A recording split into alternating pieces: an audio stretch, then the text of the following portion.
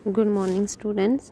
आज हम पढ़ेंगे elasticity of demand and types. ठीक है, इलास्टिसिटी ऑफ डिमांड क्या होती है बेटा? जैसे लॉ ऑफ डिमांड में क्या पड़ता है कि अन्य बातें समान रहने पर जब किसी वस्तु की कीमतें घटती है तो उसकी मांगी गई मात्रा बढ़ती है, और कीमतें बढ़ती है तो मांगी गई मात्रा घटती है।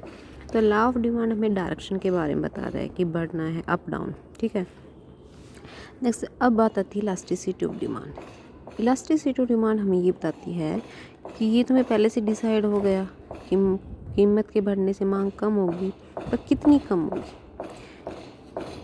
और कितनी ज़्यादा होगी ये हमें कौन बताएगा? Elasticity of demand. It means कीमत में प्रतिशत परिवर्तन होने से उसकी मांगी गई मात्रा में कितना प्रतिशत परिवर्तन होता है, ये हमें कौन बताता है? Elasticity of demand. यहाँ पे तीन तरह की होती है, थ्री टाइप्स है: प्राइस इलास्टिसिटी, इनकम इलास्टिसिटी और क्रॉस इलास्टिसिटी। प्राइस इलास्टिसिटी जैसे नाम से ही क्लियर है कि ये जब मांग और कीमत के संबंध बताती है कि कीमत में परिवर्तन होने से मांगी गई मात्रा में कितना प्रतिशत परिवर्तन होता है। इनकम इलास्टिसिटी जो इनकम और मांग का संबंध बताती है कि एक आय में परिवर्तन होने से उसके द्वारा मांगी गई मात्रा में कितना प्रतिशत परिवर्तन होता है। क्रॉस इलास्टिसिटी ऑफ डिमांड जो ये बताता है कि जब एक वस्तु की कीमत में परिवर्तन होता है तो उसकी संबंधित वस्तु की मांगी गई मात्रा में कितना प्रतिशत परिवर्तन होता है। ठीक है, तो अब हम इसको बारी बारी से पढ़ेंगे। जैसे प्राइस इलास्टिसिटी में अब आपको बता चुकी हूँ, इसका फॉर्मूला भी दिया हुआ है: percentage change in quantity demanded divide by percentage change in price. It means की कीमत में प्रतिशत परिवर्तन होने से मांगी गई मात्रा में प्रतिशत परिवर्तन को मेजर करना ही क्या है? Price elasticity of demand. और ये हमेशा इसके जो साइन है हमेशा नेगेटिव दिखाया जाता है, क्योंकि प्राइस और डिमांड में इनवर्स रिलेशन होता है। अब बात करते हैं degree of price elasticity of demand.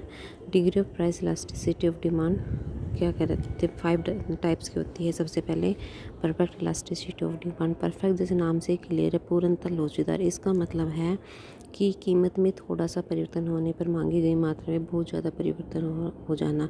It means यदि कीमत थोड़ी सी बढ़ी है तो मांग बहुत सारी कम हो जाएगी, यदि कीमत थोड़ी सी भी कम हुई है तो मांग बहुत ज़्यादा बढ़ जाएगी। ठीक है, तो उसी चीज़ क्या बोलेंगे? Perfectly elastic demand.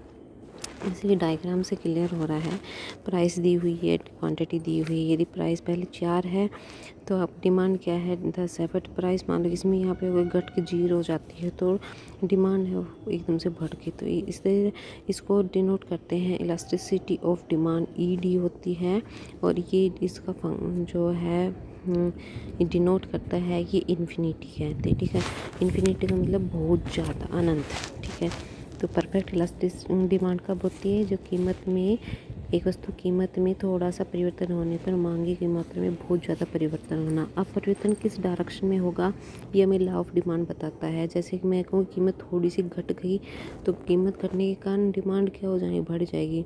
तो इट मीन्स मांग बहुत ज़्यादा बढ़ जाएगी। या फिर कीमत बढ़ गई थोड़ी सी तो क्या होगा कि मांग बहुत ज़्यादा कम हो जाएगी। ठीक है, तो इस तरह से ये रिलेशन को दिखाती है। नेक्स्ट है परफेक्ट इन इलास्टिक डिमांड। जैसे परफेक्ट इलास्टिक तो क्या था? बहुत ज़्यादा परिवर्तन होना। इन इलास्टिक का मतलब है कोई परिवर्तन नहीं होना। परफेक्टली इट मीन्स ये दिखाती है कि वस्तु की कीमत में चाहे कितना भी परिवर्तन हो उसकी मांगी गई मात्रा में कोई परिवर्तन नहीं होगा। जैसे मैंने आपको बताया, जो नेसेसिटीज जो गुड्स होती हैं उनकी नॉर्मली परफेक्टली इन इलास्टिक होती है। जैसे मैंने आपको एग्जांपल भी दिया था, नमक और माचिस है। ठीक है, तो कीमत में परिवर्तन होने से उनकी मांगी गई मात्रा में कोई ज़्यादा परिवर्तन नहीं होता। जैसे कि इसमें बताया है क्वांटिटी है, चाहे प्राइस पहले 2 रुपये थी, फिर 4 रुपये हो गई, 6 रुपये हो गई, लेकिन मांगी गई मात्रा सिर्फ 4। यदि 4 ही तो चाहे प्राइस 6 हो जाए फिर भी क्वांटिटी कितनी है? 4 ही है। इट मीन्स ये नेसेसिटी गुड्स के संबंध में होते हैं। परफेक्ट इन इलास्टिक मीन्स मांगी गई मात्रा में कोई परिवर्तन नहीं हो रहा कीमत में परिवर्तन होने पर। ठीक है, नेक्स्ट है यूनिटरी इलास्टिक डिमांड। यूनिटरी जैसे यूनिट होता है 1। बेटा इसको जो इलास्टिसिटी ऑफ डिमांड जब हम डिनोट करते हैं तो वहाँ पीछे हमने इन्फिनिटी किया था, अब यहाँ पे क्या होगा? 0, बेलोचदार, बिल्कुल कोई इलास्टिसिटी नहीं है। नेक्स्ट है यूनिटरी इलास्टिक ऑफ डिमांड। क्या बताती है कि इलास्टिसिटी ऑफ डिमांड कितनी है? 1। इसका मतलब ये है यदि एक वस्तु कीमत में 1% परिवर्तन होता है तो मांग में भी 1% परिवर्तन होगा। इसमें जितना प्रतिशत परिवर्तन कीमत में होता है उतना प्रतिशत परिवर्तन किस्मत में मांग। मैं ये कहती हूँ कि कीमतें ना 4% से गिर गई तो मांग भी क्या है 4% से बढ़ जाएगी, ठीक है ना।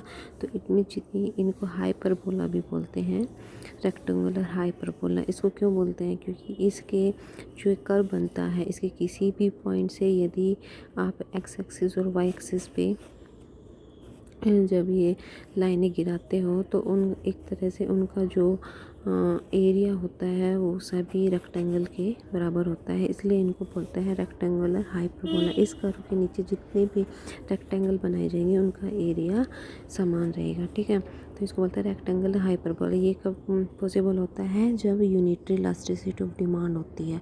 और क्या होती है यूनिटरी इलास्टिसिटी ऑफ डिमांड? जितना प्रतिशत कीमत में परिवर्तन होता है मांग में भी उतना ही प्रतिशत परिवर्तन होना, ठीक है। नेक्स्ट है ग्रेटर देन यूनिटरी इलास्टिक और elastic demand. Greater than unitary elastic और इलास्टिक डिमांड का मतलब क्या है कि एक से ज़्यादा या फिर लोचदार मांग, ठीक है। इसका मतलब है कि कीमत में जितने प्रतिशत परिवर्तन होता है मांग में उससे ज़्यादा प्रतिशत परिवर्तन होता है।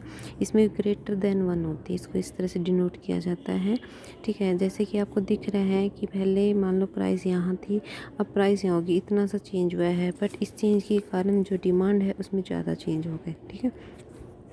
जैसे कि ये तो इतना ही बढ़ी है बट ये कितना है, इतना ज़्यादा बढ़ गई, ठीक है।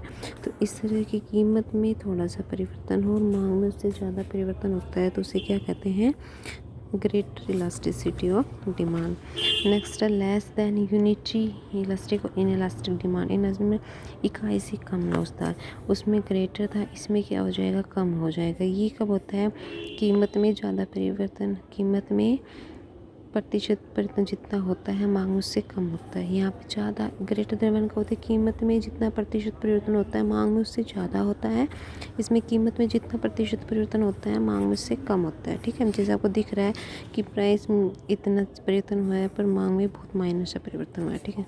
तो इसका क्या है, जो कर्व है इस तरह से बनेगा और ये लेस देन 1 है। इसको इनइलास्टिक बोलते हैं, इसको इलास्टिक बोलते हैं, ठीक है।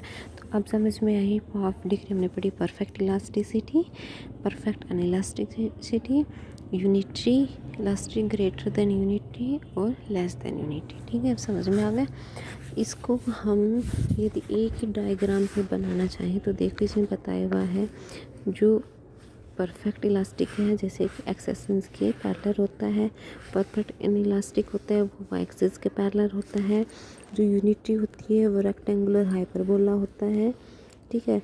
और जो इनइलास्टिक होता है वो यूँ जो ओ वाई एक्सिस है उसकी तरफ होता है, जो कम होता है। और जो मोर इलास्टिक है वो क्या है, यो ओ एक्सिस पे तरफ झुकाव होगा उसका, ठीक है। उसमें कैप ज़्यादा होता है, ज़्यादा फैला हुआ होता है, ये सिकड़ा हुआ होता है, ठीक है। तो इस तरह से हम एक ही कर्व में 5 डिग्री को स्टडी कर सकते हैं, ठीक है। जैसे इसमें दिखा भी रखा है यूनिटरी, ठीक है, ग्रेटर देन 1, ठीक है, इन्फिनिटी, तो 0 और लेस देन 1, ठीक है। ओके बेटा, आज के लिए इतना ही बहुत है। आगे हम पढ़ेंगे इनकम इलास्टिसिटी ऑफ डिमांड जो आपको नेक्स्ट लेक्चर में करवाऊंगी, ठीक है। Okay, thank you.